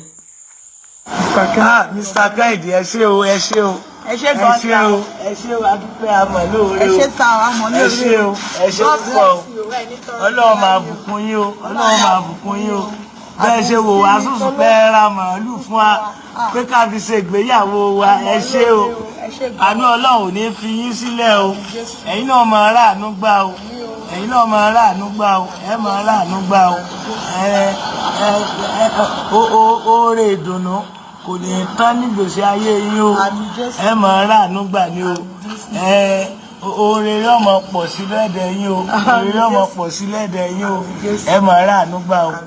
ẹ̀rùwẹ̀ ṣé tó bá ṣe dáadáa fẹ́yàn lámà rẹ́rìn báyìí tó bá fìyà jẹ lámà rẹ́rìn tínú ìyá máa dùn báyìí tí ó máa dúpẹ́ ìyẹn ẹ jẹ́ ká bẹ̀rù Ọlọ́run Muyideen tẹ́ sọ pé ó ti di mùsùlùmí yìí tẹ́ bá fún Muyideen lówó lẹ́yìn Muyideen máa lọ wàlẹ́ tẹ́lá á ṣe babaláwo bẹ́ẹ̀ fún lówó ń gbé kó wá bọ́ Ṣàngó wàlẹ́ ò máa bọ́ bẹ́ẹ̀ fún lówó kó wá rúgbọ́ Ọ̀ṣun wàlẹ́ ò máa rù kò sí ìwé ẹ̀sìn tí mílíọ̀nù lè ṣe tó bá ti lè rówó Muyideen fẹ́ wá scam yín fáfọlọ́ṣọ́ Muyideen fẹ́ scam yín Muyideen ó wá ń fẹnu mú yín mọ́lẹ̀ ó ń fi ẹnu mú yín mọ́lẹ̀ wípé nǹkan tó ṣẹlẹ̀ yẹn Ọlọ́run fẹ́ fi dóhùn padà sínú ìsìlámù ni lẹ́ni tí ò lẹ́sìn ẹ̀sìn wo ló ní ṣé Muyideen lè ṣàlọ́ àlá ni ṣó lè ka Fátíhà ni wèrè tí ò lẹ́sìn tó sọ fún yín pé Ọlọ́run mọ́mọ́ ìṣẹ̀lẹ̀ yẹn Ọlọ́run fi dóhùn padà sínú ìsìlámù ni ẹ̀yin náà dẹ̀ bìlíìfù ẹ̀ Muyideen ó wá kó ní báyìí ó fẹ́ scam yín tó bá scam yín tán tẹ́ ẹ̀ bá ti rówó fún mọ́ ẹ wò wàláhì tàlá ajápa ẹ̀yin ẹ má rówó fún mọ́ ẹ má rí owó fún mọ́ á yà yín lẹ́nu títí yín àjùtí ẹ̀sìn tí Muyideen máa fún yín ṣe gbogbo ẹ̀ pátá gbogbo àná la máa tàdé tá máa kó bò yín gbà yẹn ẹ máa wò bí fíìmù ẹ ṣe máa pè àánú mi ṣe yín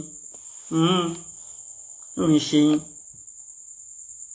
ká tó máa continue mo fẹ́ play video ibi tí àwọn ìyá arúgbó ti tó ń ṣàdúrà fún Àgbàlá Gabriel but kí tó play ẹ̀ẹ́dẹ̀ bá nídìí àgbo high blood pressure or diabetes ẹ kàn sí Yahya Gambari àgbo tó máa cure high blood pressure pátápátá tó dẹ̀ máa cure diabetes pátápátá tó jẹ́ 100% sure 100% confirm with no doubting kò síbi tẹ́tí lè rí ọ̀dọ̀ Yahya Gambari ni wàá ti rí wàláì kò dẹ̀ sí kan tó fà á ìyá Gàmbàrí fi ní lọ́wọ́ ọlá pé mo jogún àgbọn lé ni ẹ̀dẹ̀ pé kan àjogún bá confirm ni kò ṣeré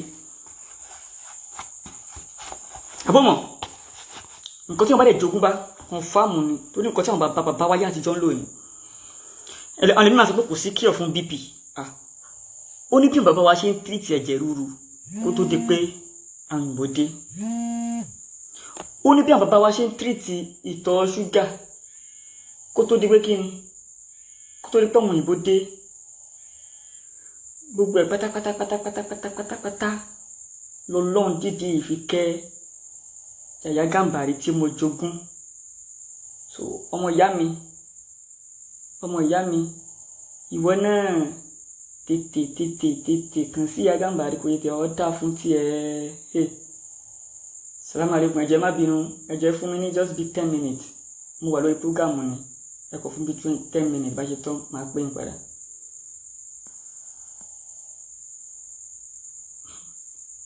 inú mi ṣe yín so wọ́n tó bá ní ìdàgbò high blood pressure kàn sí Yàyà Gàmbàrí ó ní bí àwọn bàbá wa yà àtijọ́ ṣe máa ń tírìtì BP yẹn kó tó di pé àwọn òyìnbó dé ó ní bí àwọn bàbá wa yẹn ṣe máa ń tírìtì ìtọ̀ ṣúgà yẹn kó tó di pé àwọn òyìnbó dé gbogbo ẹ̀ pátápátá ni mo jogún tọ́pìkì mi ni pé ta ló ń parọ́ nínú wọn ẹ̀yìn èèyàn Fọlọ́runṣọ́ àti Muyideen ló ń parọ́ òun ló nírọ́ mistake kan tí bàbá mi kó lọ lóòtú ṣe ọ̀rọ̀ tó sọ̀yọ̀ kan òun ní pé ó lọ ṣe test lọ́sibítù kò sí yẹn bẹ́ẹ̀ gbogbo tó kù confam ni Fọlọ́runṣọ́ àti Muyideen gangan ni wọ́n jẹ́ kí ni àwọn gangan ni wọ́n jẹ́ òpùrọ̀ yes àìrí alápé wọn ò rí international passport yẹ ni wọn ṣe kí ni wọn ṣe rí visa ṣe fún ọ ni wọn ṣe rí mẹ́kà ṣe fún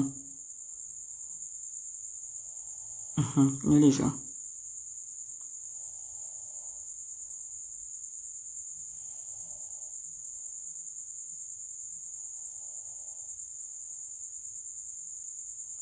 so wọ́n ní ìdàgbò tó máa kí ọ BP ó dàbẹ́ tètè kàn sí Yàyà Gàmbàrí o mo yá mi tètè kàn sí Yàyà Gàmbàrí o sórí àsìkò tá wà yìí BP wọ́n tètè ń pààyàn o Ọlọ́run jẹ́ ká rí ikú òjijì torí pé tó bá lọ àì lójijì ẹni ẹ máa ní shock láti ní shock ó lè replace ti stroke láti stroke báyìí Ọlọ́run jẹ́ ká kú òjijì mo yá mi tètè kàn sí Yàyà Gàmbàrí Ọlọ́run fi kẹ́ mi ni Ọlọ́run fi ṣàánú mi ni ọlá pé mo jogún àgbónlé ẹ̀yin tẹ́ bá sọ wípé kò sí kíọ̀ fún BP kò sí kíọ̀ fún diabetes ó ní bí àwọn bàbá wa ṣe ń treat ẹ̀ kó tó di pé àwọn òyìnbó dé o ó ní bó ṣe ń treat ẹ̀jẹ̀ ríru kó tó di pé àwọn òyìnbó dé o tí ò fi pa wọn o ó ní bí àwọn bàbá wa ṣe ń treat ìtọ̀ ṣúgà ìyẹn diabetes kó tó di pé àwọn òyìnbó dé tí ò fi pa wọn o so gbogbo ẹ̀ pátá rẹ̀ mi jogún lé kẹ́lẹ̀ confirm pé mo jogún ẹ̀ ń lé kì í ṣe eré mo ṣe máa ń fi ìwé yìí hàn yìí gbogbo yín náà mọ̀ pé ìwé yìí ìwé àwọn bàbá ayé àtijọ́ ni ìwé tẹ̀ ń wò yìí from A to Z ìwé yìí àgbólókún bẹ̀ ṣàṣà ní àgbo tó wà débẹ̀ tó ní bá bó ṣe ń wò yìí ṣàṣà ní àgbo tó wà débẹ̀ tó ní bá ẹni tó bá fẹ́ parọ́ tó fẹ́ ṣàbòsí nìkan ló máa sọ wípé kíní o kíní kan jẹ́ sọ fún ẹ ìwé yìí o lè rúrú ẹ̀ mọ́ láyé ń sìn àwọn ọmọ tó bí 1998 láti 1996 1997 àbárúwé ìláyé education ni bábẹ̀ ní ṣe fún ẹ pàtó pálẹ̀ àgbólókún bẹ̀ láìpẹ́ tó bàbá wa yàtọ̀ ń lò tó fi wọ òkè dáadáa wọ́n tí BP bá ń dẹ láàmú tí diabetes ń dẹ láàmú tètè kan sí Yàyà Gàmbàrí àgbóǹbẹ tó kàn láti ṣe fáwọn èèyàn tí ò níye tí wọ́n lò yes permanent cure ni ó máa cure rẹ̀ tó ní gúrú ẹ̀ mọ́ mo yá mi jọ BP má ti ń fa kú òjijì o tó bá ti lè result sí stroke àbí tó kọ̀ dédé lọ àì lójijì ṣe mọ̀ pé èèyàn lè rí nǹkan ìjayà gbà mí ẹni tó ní BP tó bá fi rí nǹkan ìjayà báyìí táyà rẹ̀ bá já báyìí BP asáré lọ sókè ni ó lè result sí stroke straight ìyá mi tètè kàn sí Yàyà Gàmbàrí àgbóǹbẹ tó máa cure rẹ̀ yẹn permanent cure tí ó cure diabetes yẹn diabetes tẹ̀wọ̀n yẹn tí diabetes bá pẹ́ jù lára ó máa ń tọ́jú sí egbò àdájì ni tètè kàn sí Yàyà Gàmbàrí o message mi lórí WhatsApp ìwọ obìnrin tó ti káàkiri ilé ọkọ ó ti lò 10 years ní ọkọ wà lóyún awọ́dà lẹ́rí ó ti lọ sọ́dọ̀ àwọn àfá wọ́n gbẹ pásítọ̀ gbẹ báláwo gbẹ ṣe sọ fún gbogbo ẹ̀kọ́ láyé àwọn kankan wà tó já sí wípé wọ́n wà lára ẹ̀yin obìnrin tó ń jẹ́ kó ń dúró nínú ẹni fibroid wà ìwọ tí fibroid bá ń dẹ̀ láàmú wàláhì kí fibroid yẹn ti yọ bí inú oṣù mẹ́wàá wàláhì tàlàyé tó bá lu àgbóyá gàmbàrí ó tún ní gbogbo ẹ̀mọ́ láyé ó ti dàbí sẹ́yìn lẹ́gùn fìṣọ́ nínú gbèsè ayé ẹ̀nu yes confirm ló gbọ́ yẹn ṣẹ̀dẹ̀ fibroid yẹn tó bá lọ ṣe operation fibroid á túwù padà o but tó bá lọ àgbóyá gàmbàrí kò túwù mọ́ láyé yes bóyá nínú nǹkan tó ń jẹ́ kó yín dúró sára ẹ̀yin obìnrin ní ẹ̀dá wà ń bẹ ẹ̀dá yẹn that is sperm leakage sọmúrò àti bẹ́ẹ̀ bẹ́ẹ̀ lọ ẹni wọn tó bá ṣe ń bẹ̀ kàn sí Agambari ṣàṣàníran àgbo tó sì ń bí tí wọ́n wá ẹ jẹ́ sọ fún yín tíyẹn bá béèrè nǹkan lọ́wọ́ mi irú nísìn ẹnìkan béèrè nípa nǹkan ojú lọ́wọ́ mi mo dẹ̀ sọ pé mi ò ní torí pé kí ni mi ò mọ ọ̀pọ̀ ẹ̀kọ́ dá mi lójú mi ò dẹ̀ lè máa lọ béèrè káàkiri nǹkan tí mo ti confirm kí wọ́n máa ṣe fẹ́yàn lò mo dẹ̀ sọ fẹ́ mi pé mi ò mọ ọ̀pọ̀ èyí tí n bá mọ̀ pé èyí tẹ́ bá pé mo fọwọ́ ẹ̀ sọ̀yà confirm ni mo ti ṣe fáwọn èèyàn dáadáa tó lò ní ṣùgbọ́n náà tètè kàn sí Agambari o kàn sí Agambari o ẹ̀yin obìnrin kọ́wọ́ yìí má dàbí àpáta tó kọjá kó má dàbí ejò tó kọjá lórí àpáta tó nípa tètè kàn sí Agambari ẹni tí tó ń jẹ lọ́wọ́ tó jẹ́ kó yín dúró nínú nǹkan tó má dẹ̀yìn obìnrin lọ́wọ́ tó jẹ́ kó yín dúró kì í náà wà ń bẹ fallopian tó blockage wà ń bẹ tó bá ń dẹ̀ láàmú kàn sí Agambari agbóhùn bẹ́ẹ̀ máa wáìpù ẹ̀ kó bá jẹ́ ẹyọ kan ló bẹ́ẹ̀ kó bá jẹ́ méjèèjì wallahi yóò clear rẹ̀ confirm tètè kàn sí Agambari mẹ́sẹ̀jì mi lórí WhatsApp lórí 091 38 40 3276 091 38 40 3276 091 38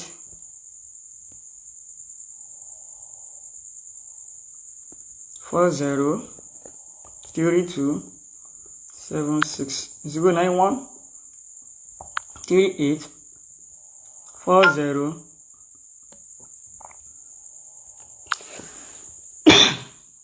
40 3276 tó bá pè direct kò ní lọ orí WhatsApp wa ti get ya Agambari ìwọ ọkùnrin tí kò ọmọkùnrin ẹ kéré jọjọ orí ẹ lọ ó wà ní 10 years 20 years 35 years 40 kọmọkùnrin ẹgẹ bí nǹkan ọmọdún 5 tó ṣe pé táwọn obìnrin bá rí wọn máa ń sá fún ẹ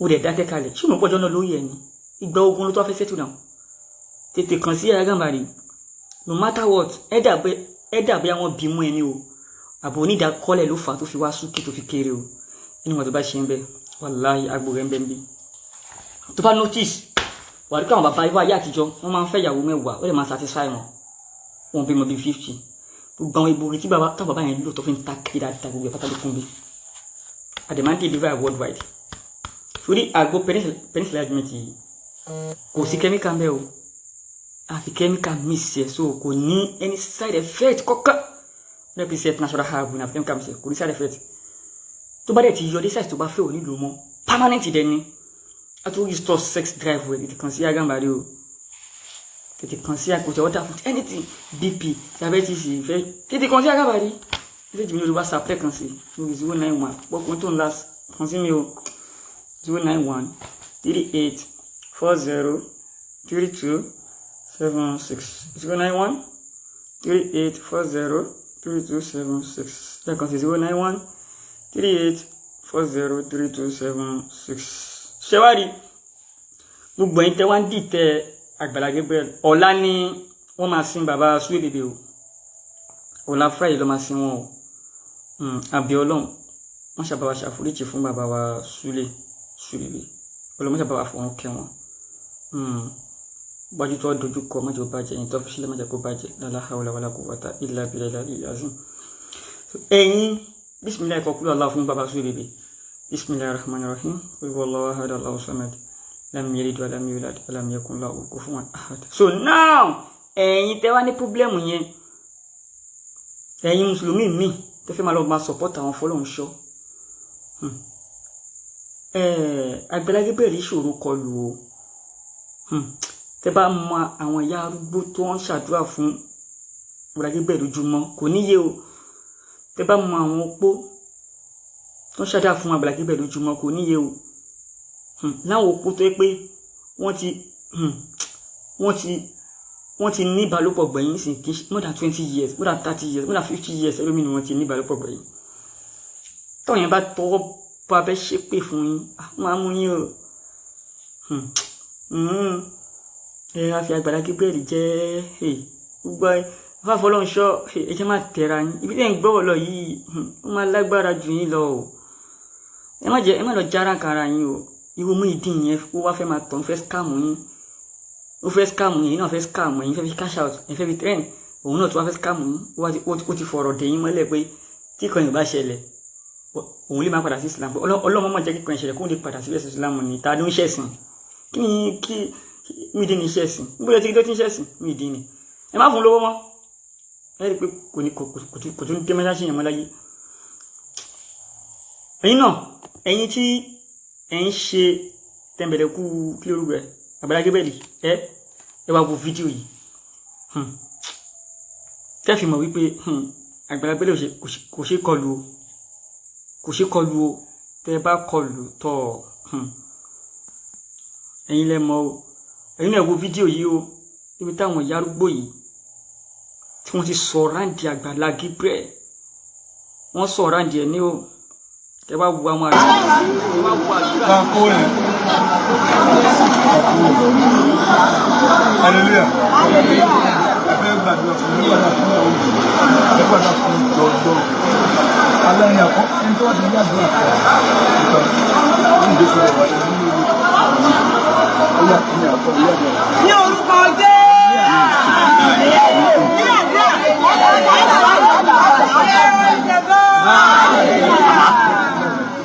ní orúkọ ní agbára ẹ̀jẹ̀ olúwo ṣètò ra dúpẹ́ lọ́wọ́ rẹ ọlọ́run tó pọ̀ nípa àti àgbéra mímọ́ mímọ́ olódodo ní òde ìsán ọlọ́run tó kàwá lọ́run tó fi ọgbẹ́ àti òkúta olúwa ọlọ́run wa àfẹ́ sọ̀kalẹ̀ ní wákàtí àti àkókò lórí àwọn bàbá wa Amúsàn Adéwọlá ní orúkọ Jésù àrùkọ ṣe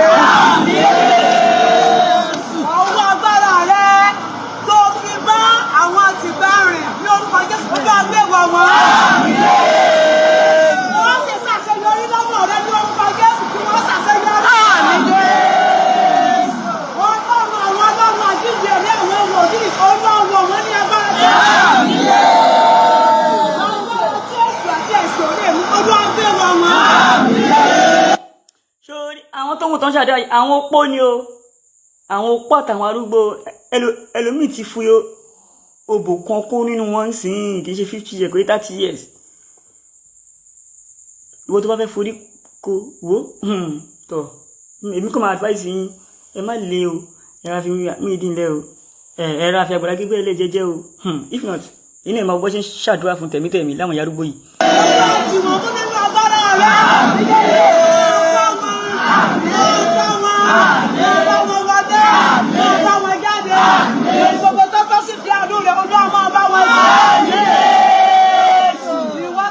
Ogun Fáráò ní orúkọ Jésù Olúwa ṣáájú wọn káyọ̀.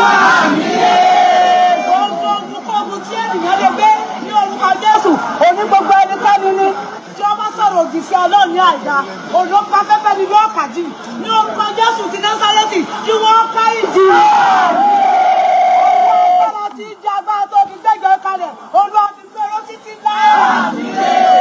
Lọ́sílẹ̀ nígbà kọ̀ọ̀kan wọ́n máa jẹ ọlọ́run láyé lórúkọ bàbá lórúkọ ọmọ lórúkọ ẹ̀mí mímọ́ lórúkọ Jésù Kristi Olúwa wa. Àmín orúkọ Jésù orúkọ Jésù. Ọ̀pọ̀ búrọ́kàtì àti ẹ̀kọ́fẹ́ Olúwa tó Olúwa ló ń gbé nínú àwọn ọ̀run láti ní ìgbà mẹ́ta lórí bàbá wa ní wọ́n ti gba Amúsàn tó Olúwa wọ́n bá gba ìwé lọ́kàtì ọ̀sùn gbogbo ọjọ́ yìí láti àti àkókò nígbà ìdá àwọn iṣẹ́ àkókò tó dákẹ́ jẹ́ àdúgbò láyé àkókò inú àgbẹ̀ àgbàlúwà gẹ̀dẹ̀ Amúsàn kúrò dànù àgbẹ̀ náà ìdíjọba Amúsàn kúrò dànù àgbẹ̀ àti ara wọn náà ń kọ́kọ́ kúrò dànù àgbẹ̀ ìjọba pápá ìjọba ìjọba tó bẹ̀rẹ̀ Ọba Gabriel, omi náà gbowó ògbòrò dáadáa.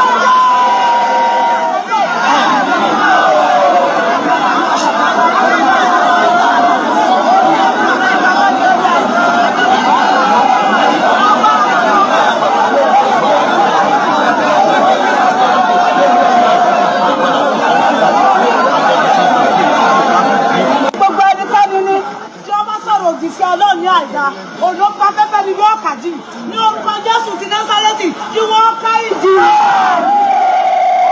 Olúwa ti di agbára tó fi gbẹ́jọ́ kalẹ̀. Olúwa ti gbèrò títí láyé. Olúwa ti lẹ̀ nígbà kọ̀ọ̀kan. Wọ́n máa di ọlọ́pàá láyé ní orúkọ bàbá, ní orúkọ ọmọ, ní orúkọ ẹ̀mí mímọ́, ní orúkọ Jésù Kristi Olúwa wa.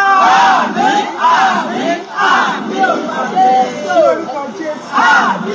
Ọ̀pọ̀ búrọ́kàtì àti àkókò ẹ̀ Olúwa ló gbé nínú àwọn ọ̀run á pè ní ìgbà mẹ́ta lórí bàbá wa ní wọ́n ti gba mùsù tí ó dúró wọ́n bá gbá ìbálòpọ̀ àti ọ̀sùn gbogbo ọjọ́ yìí láti àti àkókò nígbà ìgbà àwọn iṣẹ́ àkókò ìgbà tó dákẹ́ jẹ́ àkókò ní àjẹ́ àkókò inú àgbẹ̀ àgbáyé àgbẹ̀dà mùsù ìgbà ìgbà mi àgbẹ̀ àgbẹ̀dà ìkíkọ́ mùsù ìgbà ìgbà mi àgbẹ̀ àti ara wọn sọ̀rọ̀ kọ̀kọ̀ sí ọjà àgbẹ̀ àti ọ̀dùkákọ̀ ìgbà Ọba Gabriel, omi náà gbowó ògbòrò dáadáa.